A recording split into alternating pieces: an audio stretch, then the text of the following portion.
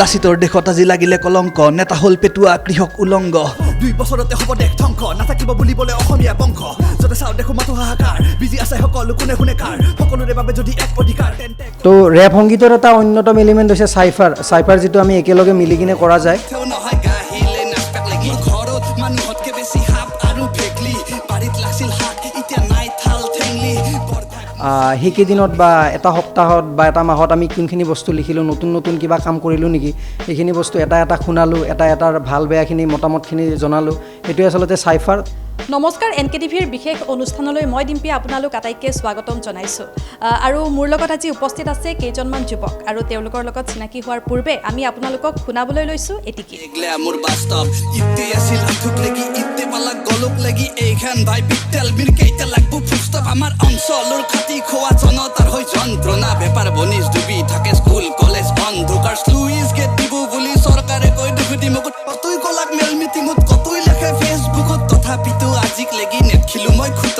এটাকে আৰু গীতটি শুনি বা গীতটি চাই আপোনালোকে নিশ্চয় অনুমান কৰিব পাৰিছে যে মোৰ লগত আজি কোন উপস্থিত আছে আৰু তেওঁলোক হৈছে কেইগৰাকীমান ৰেপাৰ আৰু যাৰ ৰেপ ছঙত প্ৰতিফলিত হয় সমাজৰ বিভিন্ন সমস্যা আৰু আমি তেওঁলোকৰ লগত কথা পাতিম তেওঁলোকৰ লগত চিনাকি হ'ম মোৰ লগত উপস্থিত আছে মিনিমিদা আৰু মই পোনপ্ৰথমে সুধিবলৈ লৈছোঁ যে আপোনাৰ ৰিয়েল নামটো আচল নামটো কি মোৰ নাম নীলোৎপল লহকৰ মোৰ ঘৰ নলবাৰী বৰভাগত নীলোৎপল লহকৰে আৰু মোৰ আচল নামটো আৰু আপোনাৰ বিভিন্ন আপোনাৰ গীতসমূহ বিশেষকৈ বহুত ব্যতিক্ৰম হয় বেলেগতকৈ বহুত ব্যতিক্ৰম হয় যিখিনি সময়ত মানুহে বা বিভিন্ন ৰেপ ছঙত আমি দেখিবলৈ পাওঁ যে টপিক থাকে ছোৱালীৰ ওপৰত প্ৰেমৰ ওপৰত আপোনাৰ টপিকটো বহুত বেলেগ হয় এই পৰিকল্পনা বা এই আপুনি যিটো ভাবিছে যে সমাজক লৈ পেলাই সমাজৰ সমস্যাসমূহ প্ৰতিফলিত কৰিবলৈ আপুনি ৰেপ ছং বনায় এই পৰিকল্পনাটো কেনেকৈ আহিল মনত কেনেকৈ আহিল এইটো আচলতে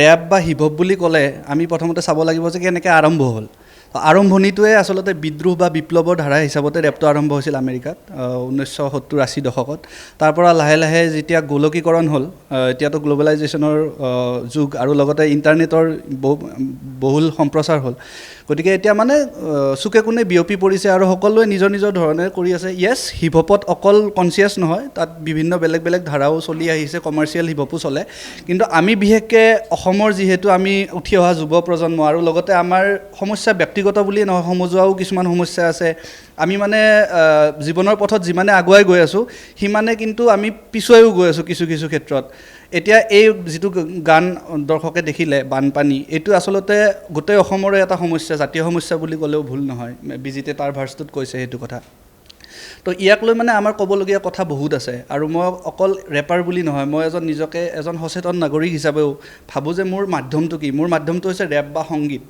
মই কিবা এটা ক'ব লাগিলে সংগীতৰ থ্ৰুৰে যিমান এটা হয়তো মই ইফেক্ট এটা আনিব পাৰিম হয়তো মই কথা কৈ নোৱাৰিম তো সেইকাৰণে মই সংগীতকে মোৰ মাধ্যম হিচাপে বাছি লৈ যিমান পাৰোঁ মানে এতিয়ালৈকে ধৰক এনেকুৱা নহয় যে মই প্ৰেমৰ গান নবনাওঁ বা মই কিবা টপিক দিলে গান বনাওঁ কিন্তু যেতিয়া নিজৰ কথা আহে ন যেতিয়া নিজে ফেচ কৰি থকা প্ৰব্লেম কিছুমান মই নিজে ভুক্তভোগী মই নিজে কাৰণ মই বৰভাগতে ডাঙৰ দীঘল হৈছোঁ বৰভাগতে পঢ়িছোঁ দেন এতিয়াও মই বৰভাগতে থাকোঁ তো মোৰ ঘৰটো মানে আজি প্ৰায় 3 বছৰ ধৰি মানে এনেকুৱাকৈ বেক টু বেক বানপানী আহি আছে প্ৰত্যেকবাৰ বাৰিষাতে মানে ঘৰটো ডুবি যায় আৰু ঘৰ ডুবি গ'লে বা খেতি বাতি ডুবি গ'লে আমি যিবিলাকে ভুক্তভোগী সেইসকলেহে গম পায় যে প্ৰত্যেক বছৰে যেতিয়া আচবাব আপোনাৰ বেয়া হয় যেতিয়া ঘৰটো ৰং কৰিব নোৱাৰি তাৰপিছত আপুনি যদি বাৰীত কিবা শাক লাগিছিল বুলি কয় সেইটো যদি আপোনাৰ বাৰীৰ শাকখিনিও নষ্ট হয় আমাৰতো বাৰু বহুত মিনিমাম যিসকল কৃষি কৰ্মৰ লগত জড়িত মানুহ আছে দিন হাজিৰা কৰা মানুহ তেনেকুৱা মানুহৰ মানে দৈনন্দিন জীৱনত বহুত কষ্ট হয় চলিবলৈ প্ৰত্যেক বছৰে বানপানীটো আহে আৰু আমাৰ বানপানীটো এনেকুৱা নহয় যে আমি কমপ্লিটলি নিৰ্মূল কৰিব পাৰোঁ নহয় জানো বানপানীটো এটা সমস্যাটো আহি থাকিব গৈয়ে থাকিব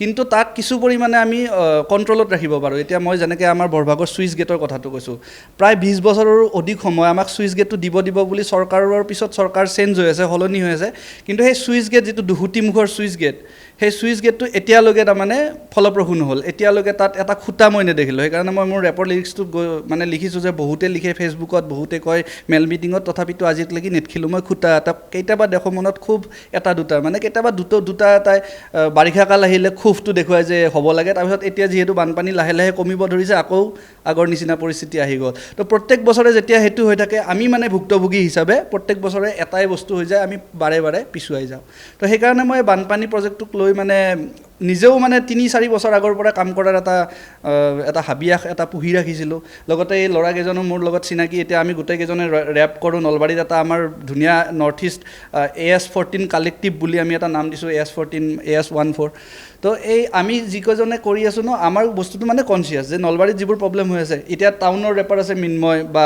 আমাৰ শ্ৰেয়ান তো তেওঁলোকে কি কৰিছে টাউনখনৰ কথা স্পেচিয়েলি ফ'কাছ কৰি গৈছে থানাৰ সন্মুখত সঁচাকৈয়ে পানী বহুত হৈ যায় এজাক বৰষুণত আপুনিও গম পায় তো সেইকাৰণে মানে আমি ভাবোঁ যে আমাৰ গানবোৰটো এটা এণ্টাৰটেইনমেণ্টৰ মাধ্যম হিচাপে চলিয়ে থাকিব এণ্টাৰটেইনমেণ্ট মানুহক লাগিব আৰু গান হওক চিনেমা হওক এণ্টাৰটেইনমেণ্টৰ কাৰণে মানুহে পায় কিন্তু ইনফৰটেইনমেণ্ট হ'ব লাগিব যদি ৰেপৰ কথা আহে তেতিয়াহ'লে ইনফৰমেশ্যন প্লাছ এণ্টাৰটেইনমেণ্ট যেতিয়া হ'ব নিশ্চয় তেতিয়া যুৱ প্ৰজন্মও গম পাব আমোলা বিষয়াও গম পাব যে কিবা এটা হৈ আছে তো সেইটো ভাবিয়ে আমি গানটো বনাইছিলোঁ আৰু মিনিমিডাৰ গীতসমূহ আমি বহুত বিভিন্ন ধৰণৰ ছবিটো দেখা পাইছোঁ যেনে গৰু ব্লেক এণ্ড হোৱাইট বা ৰাজনীতিত আমি তেওঁৰ কামবোৰ দেখা পাইছোঁ তাত কাম কৰি আপোনাৰ কেনেকুৱা অভিজ্ঞতা হৈছে মানে প্ৰথমতে গান যেতিয়া বনাইছিলোঁ তেতিয়া মানে এনেকৈ ভবা নাছিলোঁ যে কিবা এটা ইয়াৰ পিছত কিবা এটা ষ্টেপ বা চিনেমা কিবা এনেকুৱা কোনো ধৰণৰ কথা নাছিলে হবি হিচাপতে ষ্টাৰ্ট কৰিছিলোঁ কিন্তু যেতিয়া এটা দুটা গান বনাই গৈ থাকিলোঁ মানুহৰো মৰম আহি থাকিল লাহে লাহে দুই এটা মানে কামৰ কাৰণেও কল অহা হ'ল তো তেনেকৈয়ে অলপ লাহে লাহে লাইন লাগিল প্লাছ মই গুৱাহাটীতে আছিলোঁ গুৱাহাটীৰ ষ্টুডিঅ'বোৰত কাম কৰিছিলোঁ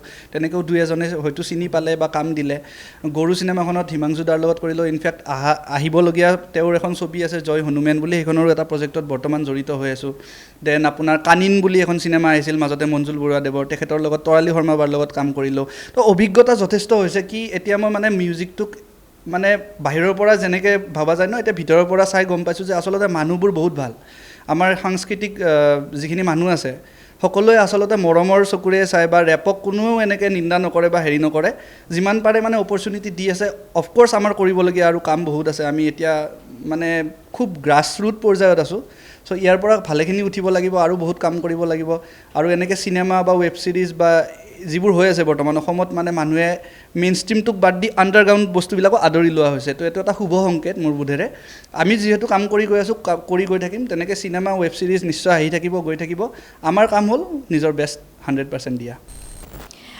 আৰু মোৰ লগত এইবাৰ উপস্থিত আছে নেনো আইচ তেওঁক তেনেকৈ তেওঁৰ ষ্টেজ নেমটো হয় নেনো আইচ আৰু মই সুধিব লৈছোঁ যে আপোনাৰ ৰিয়েল নামটো আচল নামটো কি হয় নমস্কাৰ প্ৰথমতে মই বহুত বহুত ধন্যবাদ জ্ঞাপন কৰিছোঁ NKTV-লৈ আমাক এইটো দিয়া আমি যে পাইছোঁ এনেকুৱা এটা সুবিধা এটা আমি নলবাৰীত থাকি এনেকুৱা গান বনাই মোৰ আচল নামটো হৈছে মৃন্ময় জ্যোতি ডেকা মই ৰেপিং নেমটো নেনো আইচ ৰাখিছোঁ আৰু সেইটো কিবা এটা কাৰণত ৰাখিলোঁ আৰু চ' তেনেকৈ কৰি আছোঁ এতিয়া কৰি থাকিম বুলি ভাবিছোঁ ভৱিষ্যতলৈকে ইমানটোৱে আৰু আপোনাৰ আৰম্ভণি কেনেকৈ হৈছিল ৰেপ সংগীত জগতত আৰম্ভণি কেনেকৈ হৈছিল মানে মেইনলি মোৰ এইটো এটা বিদ্ৰোহ যেনেকৈ মিনিমিদাই ক'লে যে হিপহপটো আচলতে এটা বিদ্ৰোহ এই বিদ্ৰোহটো মোৰ ভিতৰত সৃষ্টি হৈছিলে মই যেতিয়া দেখিলোঁ যে সমাজত আজি আমাৰ যুৱ প্ৰজন্মবিলাক সিহঁতে কি হৈ আছে সিহঁতে কেতিয়াও এটা মানে সদায় mediocrity India is a land of mediocrity বুলি কয় বাহিৰৰ মানুহবিলাকে কয় যে আমি সদায় মিডিঅক্ৰিকৰ মানে হৈ থাকোঁ আমি কেতিয়াও সদায় বেষ্টটোলৈকে যাব নোৱাৰোঁ বা আমি সদায় মিডিঅকৰ টেলেণ্টবিলাকে প্ৰমোট কৰোঁ বা আমি কেতিয়াও মানে আমাৰ নিজৰ বেষ্ট ভাৰ্চনটোলৈ গৈ নাপাওঁ এই যে যোনবিলাক টিনেজাৰ্ছ আছে সিহঁতৰ কেনেকুৱা এটা প্ৰব্লেম হৈ আছে সিহঁতে ছ'চিয়েল মিডিয়াত বহুত এডিক্টিভ হৈ গৈছে হৈ পেলাই সিহঁতৰ যোনটো ড'পামিন আজি লেভেল আছে বহুত বেয়া হৈ গৈছে আমি জানো 4টা আমাৰ হৰমন থাকে feel good hormone serotonin dopamine endorphin আৰু অক্সিটনিন চ' এই বস্তুবিলাক কি হৈছে মানুহবিলাকৰ চব ইমবেলেঞ্চ হৈ গৈছে মানুহবিলাকৰ হৈ যাই পেলাই সিহঁতে কি হৈছে এজা ল'ৰাই যদি মেট্ৰিকত ভাল ৰিজাল্ট কৰিছে সি 12ত গৈ বেয়া ৰিজাল্ট কৰি আছে চ' এইবোৰ দেখি পেলাই মোৰ এটা ভিতৰত এটা বিদ্ৰোহ এটা জাগিলে যে নাই যে আমি কিবা এটা চেঞ্জ আনিব লাগিব যে এডুকেশ্যন ছিষ্টেম হওক বা এই যোনটো চাইক'লজি আছে between the adolescence like two 14 and 20 এনেকুৱা টাইপৰ ল'ৰাবিলাকক আমি সিহঁতক এটা বুষ্ট এটা দিব লাগিব ভিতৰৰ পৰা যাতে সিহঁতে কেতিয়াও মানে এই বস্তুবিলাক মই যোনটো প্ৰব্লেম ফেচ কৰিছোঁ মই এটা প্ৰব্লেম ফেচ কৰিছোঁ সেইটো যাতে ফেচ কৰিব নালাগে সেইকাৰণে মই কি কৰিলোঁ মই দেখিলোঁ যে সিহঁতৰ মাজত আধ্যাত্মিকতাটো কমি গৈছে আজিৰ প্ৰজন্মৰ মাজত স্পিৰিচুৱেলিটি লেভেলটো বহুত কম ছুপাৰফিচিয়েল ভগৱানক গৈ প্ৰাৰ্থনা কৰে মন্দিৰত গৈ সেৱা কৰে কিন্তু বুজি নাপায় যে কনচেপ্টটো যে ভগৱানটোক মই কিয় পূজা কৰি আছোঁ বা আচলতে ভগৱান কি হয় ছ' মোৰ ৰেপৰ দ্বাৰাই মই সেই আধ্যাত্মিক ৰেপটোৰ দ্বাৰাই মই মানুহ এটাক এইটো বুজাব চেষ্টা কৰোঁ যে আমাৰ জীৱনত আধ্যাত্মটো কিমান দৰকাৰী হয়, যে আধ্যাত্মটো থাকিলেহে আমি জীৱনটোত যিকোনো ক্ষেত্ৰতে আমি আগবাঢ়িব পাৰোঁ। আধ্যাত্ম থাকিলে মানুহ এটাৰ কনজামশ্যনটো কমি যাব, কনজামশ্যন কমিলে তাৰ প্ৰডাক্টিভিটিটো বাঢ়ি যাব। হয়, কনজামশ্যন এণ্ড প্ৰডাকশ্যনৰ এটা ইকনমিক্সত বেলেগ ৰিলেশ্যন আছে, কিন্তু মই ইণ্ডিভিজুৱেল প্ৰডাক্টিভিটিৰ কথা কৈছোঁ ইয়াতে, যে যদি কনজামশ্যনটো আমাৰ কমি যায় তেতিয়া আমি প্ৰডাক্টিভ হৈ যাওঁ। ছ' সেইকাৰণে চাগে বহুত মানে জ্ঞানী গুণী মানুহবিলাকে খাদ্য কমকৈ খায় বা তেনেকুৱা ধৰণৰ। ছ' এনেকুৱা ধৰণৰ মানে মই মানে ভাবোঁ যে আধ্যাত্মিক ৰেপ এটাৰ দি মই কিবা এটা হ'লেও ল'ৰাখিনিৰ মাজত এটা সচেতনতা, এটা জাগ্ৰতা সৃষ্টি কৰিব পাৰিম, জাগ্ৰত অৱস্থালৈ সিহঁতক মই নিব পাৰিম। আৰু সেইটো প্ৰস্তুত মোৰ ৰেপবিলাক চব মেক্সিমাম মোৰ আধ্যাত্মিক ৰেপে থাকে, মানে তেনেকুৱাই লিখোঁ মানে মই। হয়। আৰু অন্য ৰাজ্যৰ তুলনাত আমাৰ অসমৰ যিখন ৰেপ জগত সেইখন কেনেকুৱা বুলি আপুনি ভাবে? ইয়াতে মানে প্ৰব্লেমটো এনেকুৱা হৈছে যে বাহিৰৰ কাণ্ট্ৰিত এতিয়া আমাৰ টিনেজাৰ্ছখিনি কি কৰি আছে, সদায় ৱেষ্টক কপি কৰি আছে। কিন্তু সিহঁতৰ কালচাৰটো কেনেকুৱা আছিলে, সিহঁতৰ কালচাৰটো কমপ্লিট বেলেগ আছিলে। সিহঁতৰ এটা গান কালচাৰ আছিলে, কোনোবা ড্ৰাগ এডিক্ট আছিলে, কোনোবা গেংষ্টাৰ আছিলে, গেংষ্টাৰবিলাকে এটা সময়ত ৰেপ কৰিছিলে, পইচা ওলাইছিলে, ড্ৰাগছ লৈছিলে। সেইবোৰ দেখি আমাৰ ল'ৰাবিলাকে কি হৈছে, সিহঁতক দেখিছে, সিহঁতে উইড কনজিউম কৰিছে, আমাৰ ল'ৰাই উইড কনজিউম কৰিছে, সিহঁতে এলকহল কনজিউম কৰিছে, আমাৰ ল'ৰাই এলকহল কনজিউম কৰিছে। ছ' এইটো বস্তু আমি আঁতৰাব লাগে। আমাৰ হৈছে বুদ্ধৰ জেগা, আমাৰখন হৈছে মহৰ্ষি পতঞ্জলিৰ জেগা। ইয়াত অস্পখুল্লাৰ নিচিনা মানুহে বহুত ক্ৰান্তি আনিছে। ইয়াত বহুত ডাঙৰ ডাঙৰ মানুহ আছিলে যোনবিলাকে ইয়াত এই দেশৰ কাৰণে জান দিছিলে, সেইবোৰ ল'ৰাক চিনি নাপায়। আপুনি যদি ল'ৰাক সোধে লিল উজি ভাৰ্ট কোন হয়, সি তাক চিনি পাব। কিন্তু আপুনি যদি সোধে যে ল'ৰাটোক যদি গৈ পেলাই সোধে যে মহৰ্ষি পতঞ্জলি কোন হয়, সি ক'ব নোৱাৰে চাগে, 2 লাইনো ক'ব নোৱাৰিব চাগে। ছ' মোৰ ৰেপত মই এইটোৱে বিচাৰোঁ যে আমাৰ যোনখিনি মহাপুৰুষ আছিলে সিহঁতক ল'ৰাখিনি চিনি পাওক, আৰু আমাৰ কালচাৰটো যাতে হয়, আমি সিহঁতৰ মই বাৰ কওঁ যে হিপ হপটো এটা কালচাৰ, ৰেপটো এটা আৰ্ট হয়, rap is an art form. So' আমি সেই আৰ্টটো ইউজ কৰি আমি যাতে আমাৰ কালচাৰটো আমি কেনেকৈ ব্লেণ্ড কৰিব পাৰোঁ। ছ' মোৰ টাৰ্গেটটো মানে সেইটো, যে আমাৰ ল'ৰাখিনি যাতে আমাৰ যোনটো অস্তিত্ব আছে, আমাৰ যোনটো গ্ৰাছ ৰুট আছে, আমাৰ যোনটো ক'লে আমাৰ যোনটো ৰুটছ আছে, সেইটো যাতে পাহৰি নাযায়। আমি যাতে সেই কালচাৰটো যাতে আমি আকৌ এবাৰ মানে ৰিভাইভ কৰাব পাৰোঁ। কাৰণ কি আমি এতিয়া কি দেখিছোঁ, ৱেষ্টক কপি কৰি আছে, কৰি পেলাই ৰাইজে সেইকাৰণে আকোৱালিও নলয় যে এই ল'ৰাকেইটাই ৰেপ কৰে চাগে, বেয়া ল'ৰাই হ'ব, ইমান নলেজ নাই চাগে। কিন্তু তেনেকুৱাতো নহয়, আমাৰ তাত নলেজেবল ৰেপাৰ আছে গোটেইখিনি। ছ' আমিও ভালকৈ পঢ়া শুনা কৰিছোঁ, ময়ো মাষ্টাৰ্ছ কমপ্লিট কৰিছোঁ। ছ' সেইটোৱে কথা, যে মানুহখিনি যাতে এটলিষ্ট এইটো ৰিয়েলাইজ কৰে যে hip hop can also' be performed in a conscious way. আৰু আমি যুৱ প্ৰজন্মক ধ্বংস কৰা নাই, আমি এটা ভাল বাট দেখাব চেষ্টা কৰি আছোঁ। সেইটো মেছেজটো যাতে আমি দিব পাৰোঁ। আৰু আপুনি ভাবেনে এই সমাজৰ যিবিলাক সমস্যাক লৈ আপোনালোকে গীত লিখিছে, এই বানপানী গীতটি লিখিছে, কৰিছে, গাইছে, তাৰ পিছত এই বানপানীৰ গীতটিৰ পিছত সমাজখন অকণমান শুধৰণি হ'ব বুলি বা কিবা এটা প্ৰতিক্ৰিয়া পাব বুলি ভাবিছেনে? পাব। আমি অহোপুৰুষাৰ্থ প্ৰচেষ্টা চলাই যাব লাগিব ইয়াতে, কাৰণ কি সমাজখনটো এদিনত সলনি নহয়। বুদ্ধৰ দিনৰ পৰা চেষ্টা কৰি আছে, আজিলৈকেতো সমাজখন সলনি নহ'লে। আমি সেই চাইকেলটো আমি ৰিপিট কৰি থাকিব লাগিব, আমি বাৰ মেছেজটো দি থাকিব লাগিব। কাৰণ কি মানুহবিলাক আনকনচিয়াছে হয়। ছ' মানুহবিলাকক আমি বাৰ গৈ পেলাই কাণত কৈ থাকিব লাগিব যে সেইটো কাম, যেনেকৈ আমাৰ সৰু থাকোঁতে মা দেউতাই কৈছিলে যে এইটো কাম নকৰিবি বাবা, 10 বাৰ কৰাৰ পিছত আকৌ কৰোঁ সেইটো কাম। ছ' সমাজখনো তেনেকুৱাই হয়।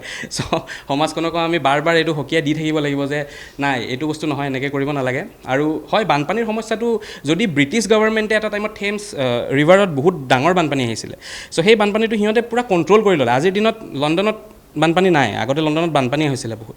ছ' আজিৰ ডেটত লণ্ডনত বানপানী, সিহঁতে চাইণ্টিফিক টুলছবিলাক ভালকৈ ব্যৱহাৰ কৰিছে, সিহঁতে নিজৰ টেকন'লজি ভালকৈ ব্যৱহাৰ কৰিছে, সিহঁতে ডিপ ৰিচাৰ্চ কৰিছে। আমাৰ সেইটোৱে এটা প্ৰব্লেম, আকৌ সেইটোৱে কৈছিলোঁ মই এড্ৰেছ কৰিলোঁ যে আমাৰ এটা মিডিঅ'কৰ হয়, অকণমান পঢ়িলে হৈ গ'ল, অকণমান ৰিচাৰ্চ কৰিলে হৈ গ'ল, তাৰপিছত আৰু নাই। ছ' সেইটো কাৰণে হয়তো আমাৰ তাৰ লগতে আমাৰ বহুত দালাল চক্ৰ এইবোৰে সোমাই পেলাই আমাৰ পইচাটোতো খাই দিয়ে, তেনেকৈও কামবোৰ নহয়। ছ' ইয়াত অভাৰঅল বহুত মাল্টিপল ফেক্টৰ্ছ আছে। চেষ্টা চলাই যাব লাগিব, জানো কি হয়, কিন্তু আমাৰ প্ৰচেষ্টা চলি থাকিব সদায়, আৰু আমাৰ ফালৰ পৰা চেষ্টা কৰি থাকিম।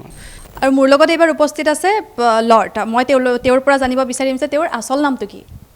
নমস্কাৰ, আজি সুবিধাটো দিয়াৰ বাবে ধন্যবাদ। আমাৰ চিনাকি অকণমান আগৰে হয়, কিন্তু আজি বেলেগ মাধ্যমত অকণমান বেলেগকৈ লগ পালোঁ, কথা পাতিলোঁ, ৰেপৰ আড্ডা বুলিয়ে ক'ব লাগিব। তো তাৰে কাৰণে আৰু এবাৰ ধন্যবাদ। মোৰ নামটো হৈছে বিজিত শৰ্মা। মই নলবাৰী অময়াপুৰৰ পৰা আচলতে বিলং কৰোঁ। তো এইখিনিয়ে আৰু। মই বিজিতক তুমি বুলিয়ে মাতিছোঁ, কাৰণ মই তেওঁক আগৰ পৰাই চিনি পাওঁ।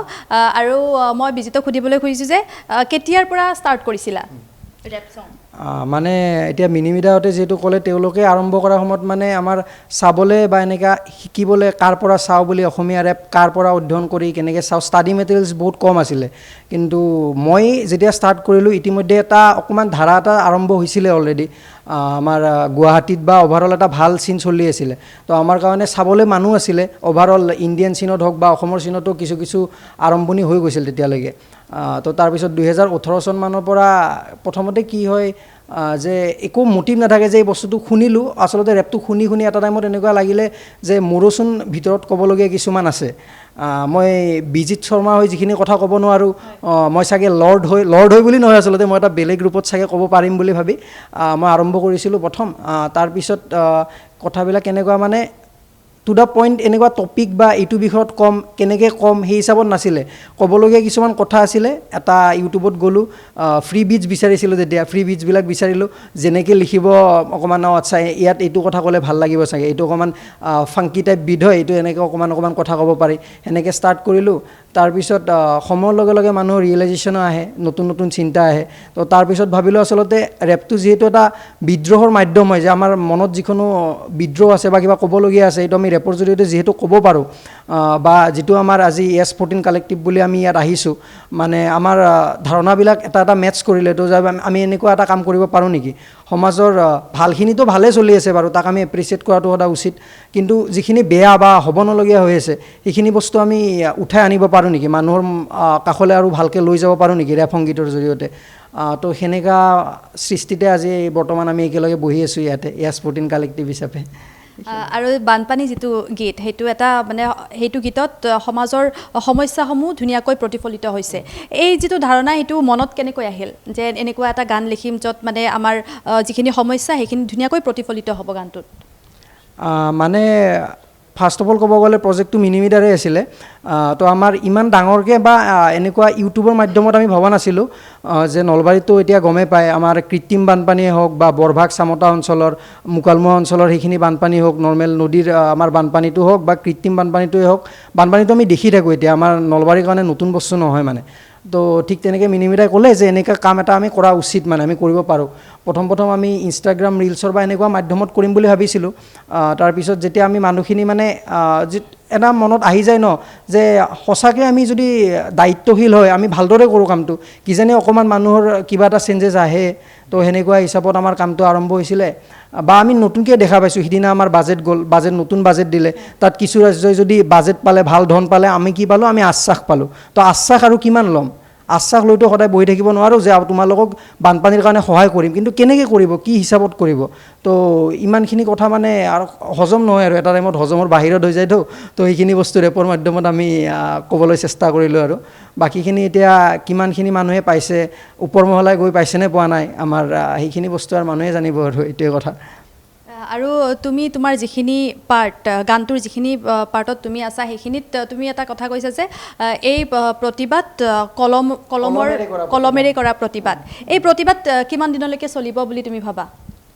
প্ৰতিবাদটো চলি যাব, মানে কথাটো হ'ল এটা উচিত সমাধান যেতিয়ালৈকে দিয়া নহয়। বানপানীটো মই নিৰ্বাচনী তৌব হিচাপে ব্যৱহাৰ হোৱাটো নাভাবোঁ, মানে মই নিবিচাৰোঁ পাৰ্চনেলি যে বাৰে আহক অসমত বাহিৰৰ পৰা নেতা আহক, যা বান সমস্যা সমাধান কৰ দেংগে, এছা নেহি হোগা। মতলব হাতে কামে কৰিব লাগিব, মাক যেনেকৈ এইবাৰো কৈছে আশ্বাস দি দিছে, কিন্তু আশ্বাসেৰেতো চব বস্তু নহয়।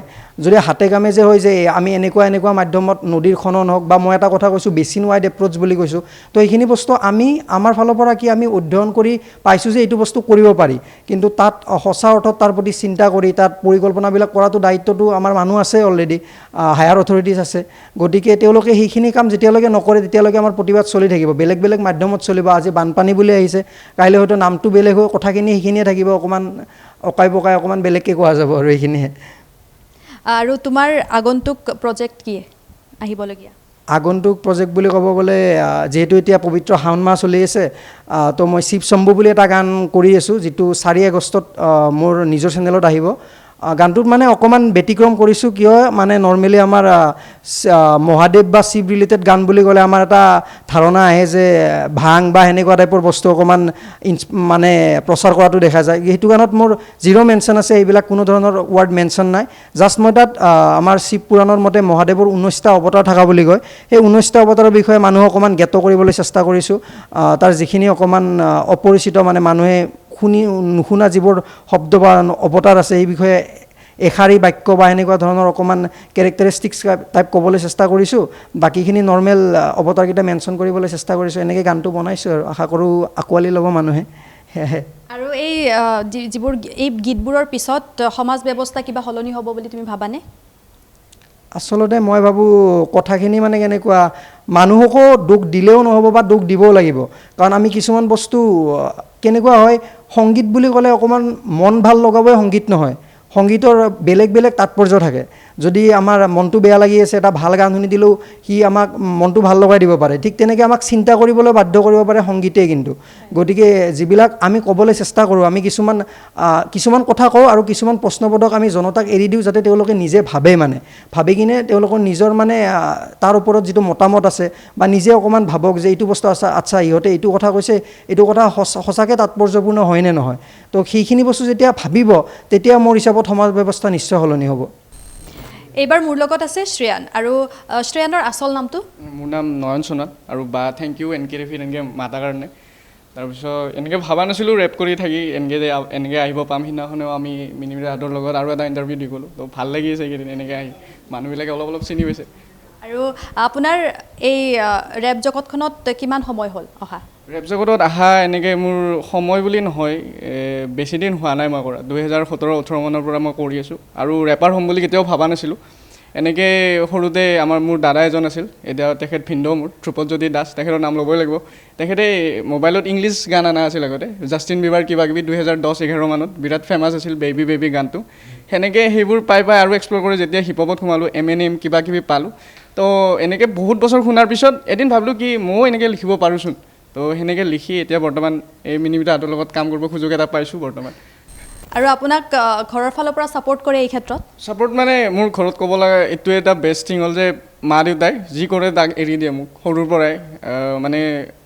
এনেকুৱা কথা নহয় যে তই ইটো নকৰিবি সিটো নকৰিবি, মা পাপাই এৰি দিছে যি কৰ ইচ্ছা আৰু তোৰ। সেইকাৰণে আৰু এইটো এটা কেনেকুৱা মাধ্যম, এইটোত বহুত মনৰ কথা ক'ব পাৰি। আৰু যিহেতু কৈছে দাদাহঁতে যে বিদ্ৰোহ এই হিপহপ মিউজিকটো, তো সৰুৰ পৰা এটা বিদ্ৰোহী মন আছিল। কিবা ভাল দেখা নাপালে মোৰ কৈ দিয়া স্বভাৱ এটা আছিলে সৰুৰ পৰাই। তো যেতিয়া এনেকৈ পালোঁ যে মাধ্যম এটাত যে ক'ব পাৰি আৰু ক্ষোভটো ওলাব পাৰি এই সংগীত মাধ্যমটোৰ জৰিয়তে, তো সেইটোৱে কৰি আছোঁ। বিট বিচাৰি লিৰিক্স লিখোঁ আৰু এনেকৈ এৰি দিওঁ। এতিয়ালৈকে যদিও এনেকুৱা ডাঙৰ কাম কৰা নাই, এটা দুটা সৰু কাম কৰি আছোঁ। আৰু আপুনি আপোনাৰ পাৰ্টটোত কৈছে যে খুলি খোৱা মানুহবোৰ এই সমস্যাৰে এটা পাৰ্ট। এই খুলি খোৱা মানুহবোৰ আচলতে কোন? খুলি খোৱা মানুহ বুলি ক'বলৈ গ'লে বহুত ধৰণৰ মানুহ থাকে। যেতিয়া কাম এটা হ'বলৈ যায়, ধৰক আমি বানপানীৰে কথা কৈছোঁ, যেতিয়া নদী এটা বান্ধে তাতে বহুতখিনি মানুহতো জড়িত হৈ থাকে। এটা থাকে ওপৰ পৰ্যায়ৰ পৰা পইচাখিনি দিয়ে, তাৰপিছত আমি তলত আমি যোনটো একদম তলৰ লেভেলত থাকোঁ, তো মাজত বহুত কাম চলে। তাৰ মাজত পইচাখিনি দিয়ে, কোনোবাই মাজত খাই দিয়ে, কোনোবাই চব নেতা এতিয়া বেয়া নহয় বুলি নকওঁ মই, কিছুমান ভালো থাকে কিছুমান বেয়াও থাকে। পইচাখিনি ঠিকে আহে, কিন্তু মাজতে কিছুমান মানুহ কেনেকুৱা থাকে অলপ বেলেগৰ কথা নাভাবে সিহঁতে। আমাৰ নলবাৰীত এটা কথা আছে, কি কিবা এটা ৱৰ্ড আছিল মই পাহৰিলোঁ দে, একলা কইতা বুলি কয়, একলা কইতা বুলি কয়। নিজৰ কথা ভাবে চবে। তো এখন সমাজত যেতিয়া নিজৰ কথা ভাবা যায়, তো নিজৰ কথা যদি চবেই ভাবে, সমাজখনৰ আল্টিমেটলি বেয়া হৈ যায়।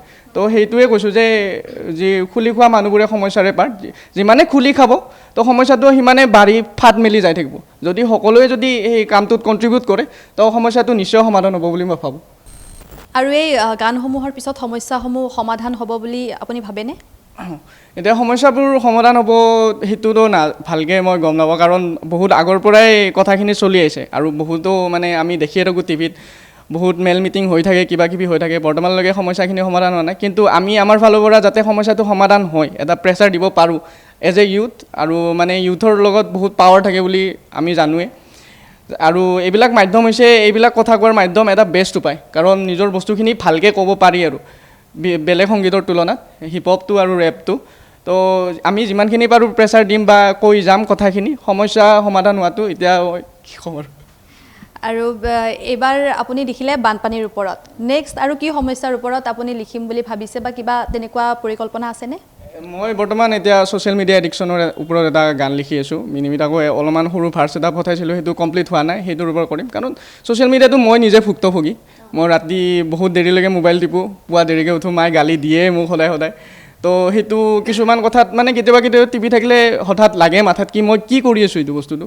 মোবাইলটো যেতিয়া চাই থাকিম, স্ক্ৰল কৰি থাকিম, দাদাই ক'লে যে ডপামিন এডিকশ্যন বুলি, সেইটোতো মোৰো হৈছে এইটো, কিন্তু মই ৰিয়েলাইজ ক'ৰবাত নহয় ক'ৰবাত ময়ো ৰিয়েলাইজ কৰিছোঁ, কিন্তু মই এৰাব পৰা নাই। তো তাৰ পৰা অলপ ফালৰি কাটি মোৰ নিজৰ চেল্ফটো মই এটা বেলেগ এটা পইণ্ট অফ ভিউৰ পৰা চাই কেনে মই নিজৰ ওপৰতে গানটো এটা লিখি আছোঁ। তো সেইটো প্ৰজেক্টৰ ওপৰত মই লাহে লাহে কাম কৰি আছোঁ নেক্সট। এতিয়া নাম ঠিক হোৱা নাই কাৰণ লিৰিক্স কমপ্লিট হোৱা নাই, সেইটো বাৰু মই দিম আৰু কেইদিনমান পিছত। আৰু এইবাৰ মোৰ লগত আছে চাইক্লন, আৰু চাইক্লনৰ আচল নামটো?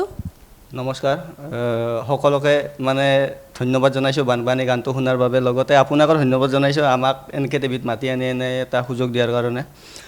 মোৰ নামটো অৰিজিনেল নামটো হ'ল Nabajyoti Nath, cyclone N J. চাইক্লনটো জাষ্ট এটা ষ্টেজ নেম, আৰু এন জে নৱজ্যোতি, আৰু মোৰ টাইটেল হ'ল নাথ, নৱজ্যোতি নাথ। আৰু ষ্টেজ নেমটো চাইক্লন কিয়?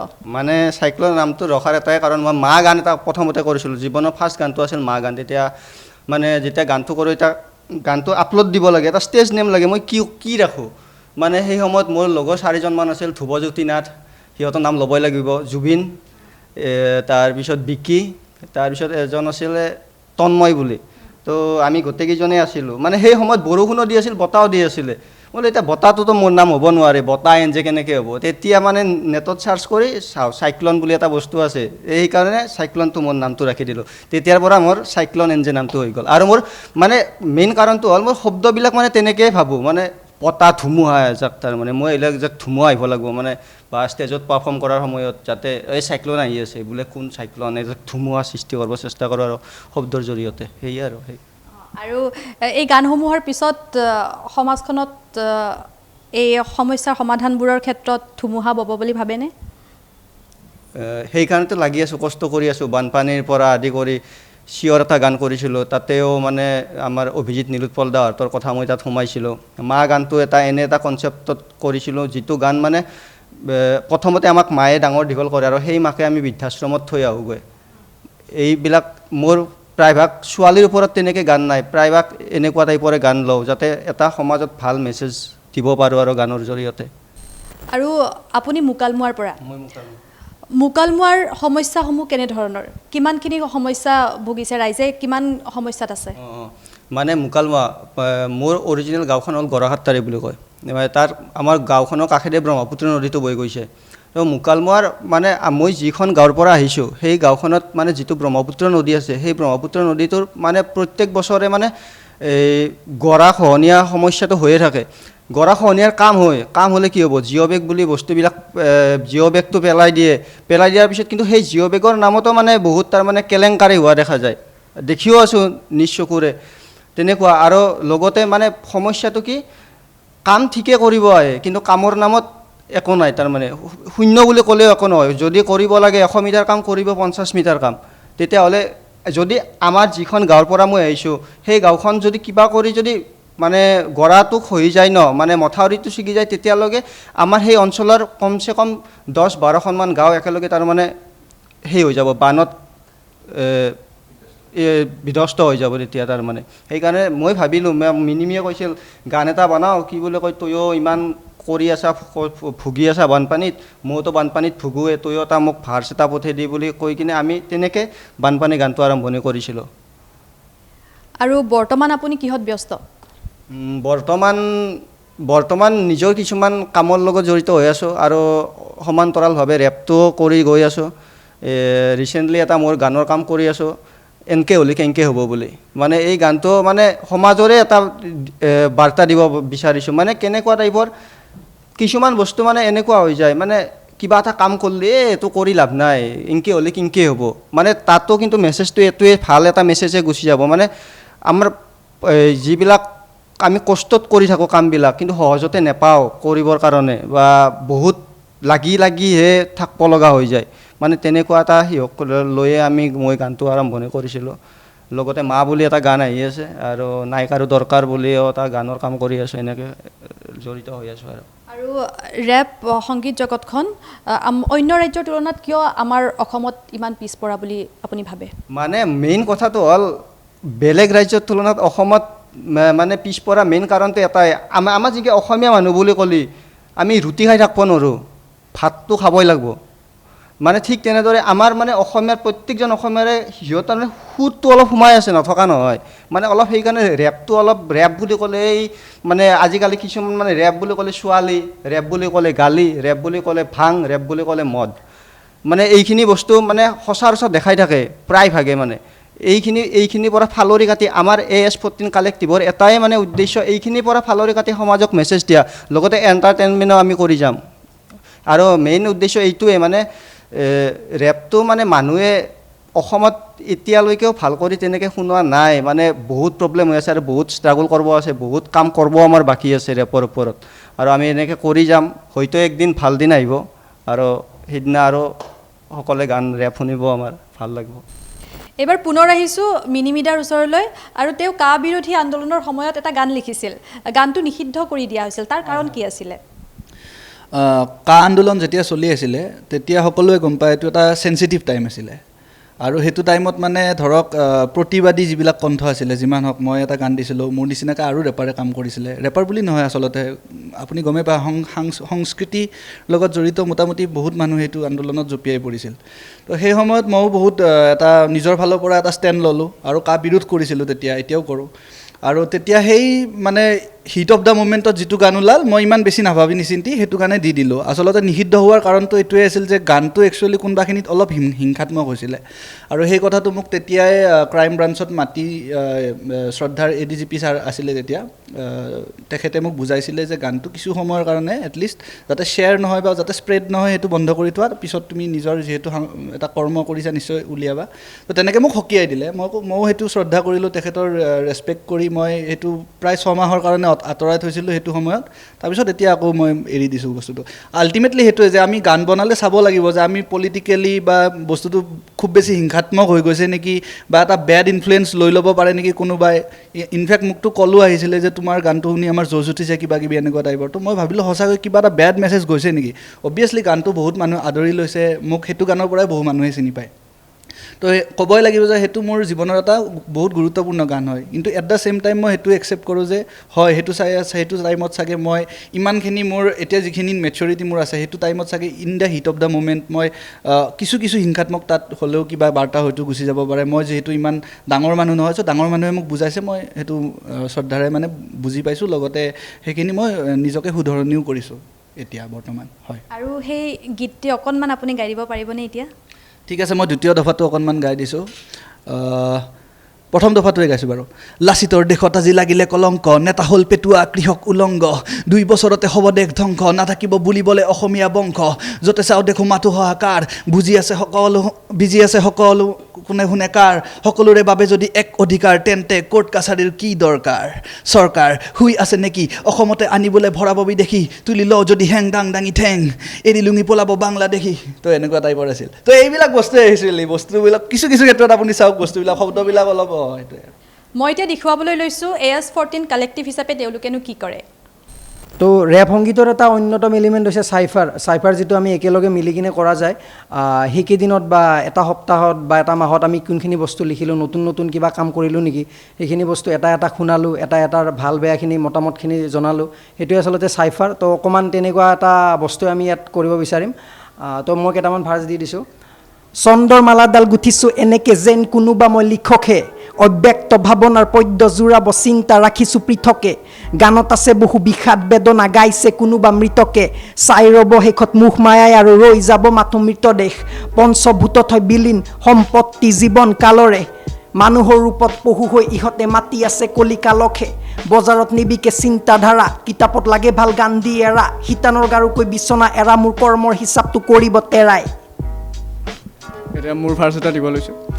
এই সংকেতবোৰচোন সংক্ষেপত, বাঢ়িছোঁ খেপিয়াই খুচুৰা কেইটা মোৰে পকেটত, মোৰে কনচেপ্টত কল্পনাৰে পৃথিৱী গতি মোৰো হিচাপত নিজকে মই বিচাৰি দিছোঁ খোজ, আজি অচিনবোৰো চিনাকি জোনাকী পোহৰ খেদি গতি মোৰ এই পথেদি, লিখিছোঁ মই প্ৰাণ ঢালি নধৰিবি তই মোক আগভেটি, যাবলৈ দে শুবলৈ দে কোলাত মোক এই ধৰণীৰ, কল্পনা সাগৰত ভাহি আহি পালোঁ আজি বহু দূৰ, মোৰ এই কথাবোৰ যেন বুঢ়ী আইৰ সাধুবোৰ, মন মোৰ বিভুৰ শান্তি পাওঁ মই যেতিয়া জিলিকে আইৰ পিতাৰ চকু জোৰ, যেন চোতালৰ দুবৰিত সৰা নিয়ৰবোৰ। Thank U.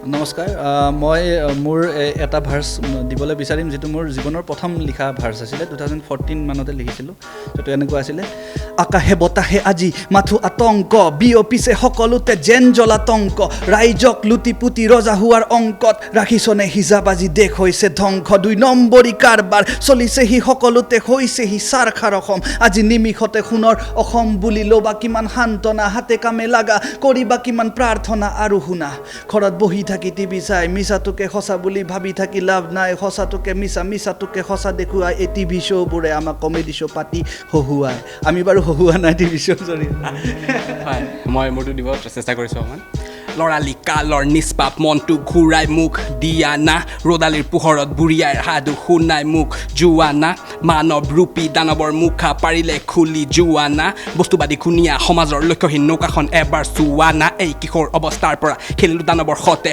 ভুৱা সমাজ দেখিব পালোঁ শিশু কালতে অসুৰিক ব্যক্তিত্বই ফচাব খুজিলে মায়া জালতে ক'লো মহাদেৱৰ ভক্ত মই থাক তই দূৰতে মানুহৰ মনত মই ল'ৰাটো হেনো বেয়া মুখত কথা কওঁ বাবে কয় মোক বলিয়া মোৰ জীৱন যুঁজৰ কাহিনী তহঁতি কি বুজিবি পইচা কমালি ডিগ্ৰী ললি কিন্তু মনটো বুজি নেপালি কামনা বাসনত ঘূৰি ফুৰি অস্তিত্ব হেৰালি মনোভাৱ কি চাবি তাৰ সি হেনো PhD অহমিকাত হাই সি যেন লৈ আছে LSD যেন লৈ আছে LSD শাস্ত্ৰই আকৌ কয় অহম মানে ভ্ৰম বুজিব চেষ্টা নকৰি পলম Hey, the boy is walking down the lane, crimson tears flowing from his eyes like a flame. Living in a pathetic time scale, he's playing the corrupted game. People out here low, drowsy and lame. Fake dudes all around him, still he don't give a damn. You should feel ashamed, Lorali Kalor, Nispap Montu, Gurai Muk, Diana, কোনকে হুকটো আহি যাব ঠিক আছে নমস্কাৰ মই আগতে এটা কৰা গান মা গানটো সেইটো গাই দিছোঁ এনেকুৱা আছে আই তোৰ মৰমৰ তুলনা নাই কত ৰাতি বুকুৰ মাজত ৰাখিলি হুৱাই তোক বুজাবলৈ আজি মোৰ ভাষা যে নাই তোৰ কোলাতে আকৌ